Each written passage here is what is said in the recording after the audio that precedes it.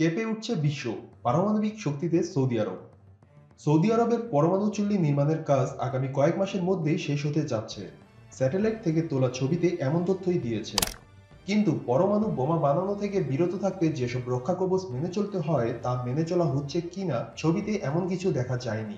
খবর দৈনিক গার্ডিয়ানের।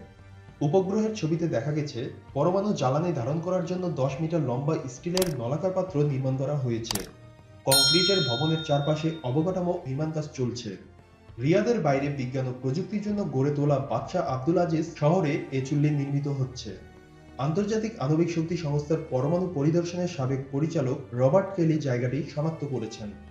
এটি 30 কিলোওয়াটের ছোট গবেষণা চুল্লি, যার কাজ এখনো শেষ হয়নি। কেলি বলেন, আমার মনে হচ্ছে 1 বছরের মধ্যে তারা কাজটি শেষ করে ফেলবেন। এ সময় তারা স্থানটি ছাদ ও বিদ্যুৎ চালু করতে পারবেন। তিনি বলেন, গবেষণা চুল্লির মূল উদ্দেশ্য হচ্ছে প্রকৌশলীদের প্রশিক্ষণ দেয়া।